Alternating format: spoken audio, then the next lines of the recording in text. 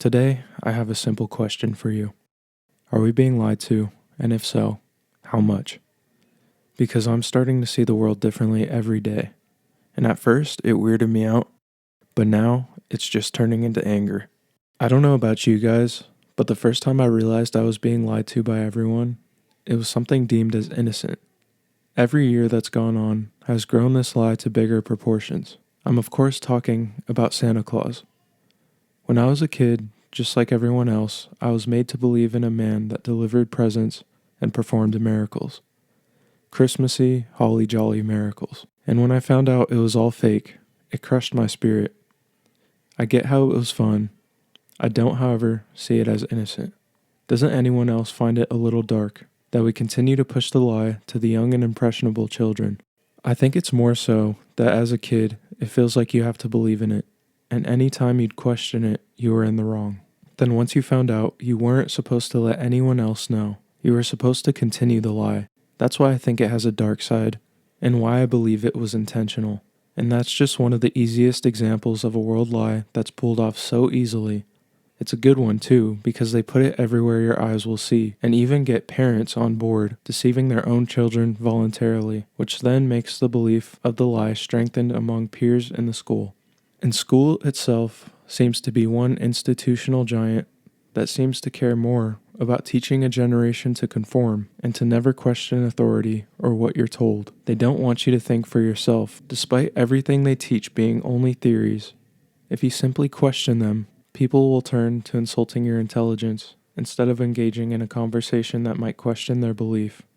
I remember every morning before school, I would have a breakfast that was marketed as healthy, a breakfast full of artificial junk and sugars, cereal, Pop-Tarts, or a toaster strudel. And when I looked into this, it's when I started to become more angry than just weirded out. How can these companies market towards kids, making their food look appealing, which then gets them to ask their parents for it? And their tired parents who work all the time have seen it marketed as a balanced breakfast and don't think to look into it because the system has been seen as trustworthy for so long. It wasn't just too good to be true, it was a complete lie. And as I grew older, I noticed they were preparing us for the next deception. Partying. Partying, drinking, smoking, and seeing promiscuity as empowering for both genders. This is more of a deception than it is a lie, because we all know alcohol and drugs are horrible, but they've been marketed as safe for consumption, which makes me wonder, if these things take lives, what deems them as safe? Who gave it that label in the first place? Why are they in ads everywhere? And why do we see our favorite characters on the TV promote them? If anything is marketed to you as safe, take that as your sign to do more research. Instead of asking if it's safe for consumption, find out if it's safe for longevity. In today's world, you're talked down if you want to remain abstinent, but I want you to know it's better if you can save yourself for the person you'll experience life with. It will be more fulfilling for your soul and more rewarding for your partner, whether you're a man or a woman. If what's good is being taught as bad, and what's known to be bad for us is marketed as good, safe, healthy even, that forces you to ask, who decided the morals? Of course it goes back to the one they openly mock.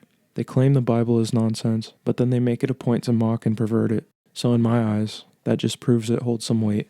I think people are starting to wake up to the lies, the deception, and the poison that we're paying for. We are in a deceitful world where you need to pay attention to everything. Everything you eat, you need to look at the labels.